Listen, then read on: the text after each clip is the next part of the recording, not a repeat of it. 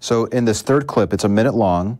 The talk at this point is over, and the big takeaway here is that my interlocutor, Carrie, enjoyed the conversation. And largely without prompting, she talks about how important it is to have talks like this where a person can feel comfortable examining a deeply held belief. And she talks about this idea of the importance of having open conversations. So let's go ahead and run clip number 3. Thank you so very much. You're welcome. I have a card here. That's interesting. And that's more than 5. Okay. If you want to keep talking, I would love to keep examining this belief with you. That's very interesting. What is this for? I call it a hobby, but there are thousands of people that are starting to have conversations with people about all sorts of stuff. Thank you so very much. You're welcome. Card here. That's interesting. And that was way more than 5. Okay. If you want to keep talking, I would love to keep examining this belief with you. That's very interesting. What is this for? I call it a hobby, but there are thousands of people that are starting to have conversations with people about all sorts of stuff. Politics, God, karma. I think it's great. Did you enjoy it? I did. Okay. I really did. Well, that's good. What did you like about it? I like that. Yeah, I think it's just nice to be able to. You know, it's always nice to be listened to, and you're a great listener. So, you know? I appreciate that. Yeah, and it's always just nice to be able to, so many times people are so quick to dismiss your ideas and, you know, because of their own ideas, and it's a breath of fresh air to just be able to say what you believe without, I don't feel like you had any condemnation or any judgment, or, I mean, that's wonderful. Okay. I wish people would have more open conversations about things, politics, you know, Yeah. religion, Yeah. all the biggies. Okay, we're back. So yeah, she was talking about this idea of having open conversations and appreciating that she wasn't attacked for expressing her views. And yeah, that's important. I think it's important. If you really want to understand a person and help them reflect on their belief, then that seems to be the best way to go. If you're in a one-on-one environment.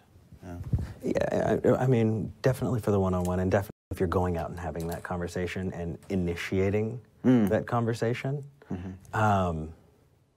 Actually, it was a big reason why I dove so into research was because I was pissed because somebody wasn't respected that way. So I think that there's a place for both.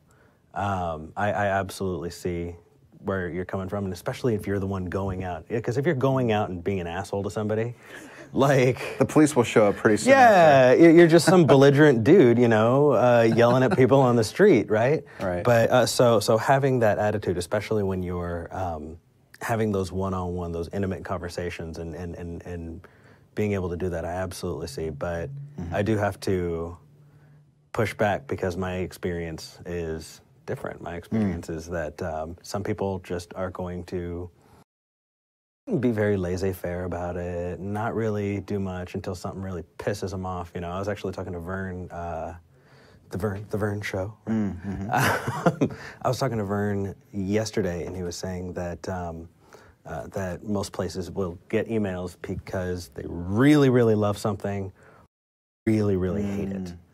There aren't a lot of people that email in and go, it's okay, yeah, watch it. You know? You want to be motivated, like, yeah. Yeah, so there's a positive and negative motivation. They feel strongly either way. Yeah. Yeah. Were you on the receiving end of like a bombastic, aggressive approach and it changed? Or were you giving that out and you've seen it change people? So there were several situations for me personally. I kind of had a really unique situation in that my parents were divorced, and so one side, when I visited my mother, it was really Christian. I mean, it was hardcore. And when I went to my dad, it was me. You know, so I kind of had those breaks, right?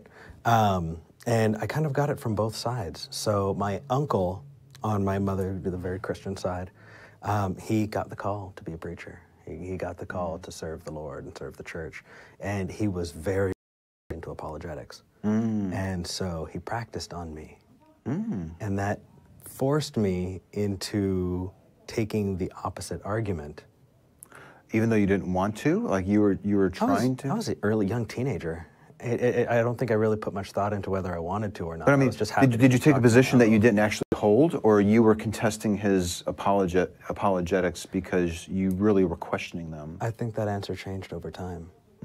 I think it started more like, okay, I'm going to play devil's advocate. Yeah. Literally and then you're playing like, devil's hey, advocate. I'm asking some good questions here. I'm going to keep this going. And over time, that actually helped foster my my disbelief, right? My finding my way out of it. But that was just one part of a lot of things that led up to that. And so, did I feel like I had some really big challenges to my faith while I was a Christian?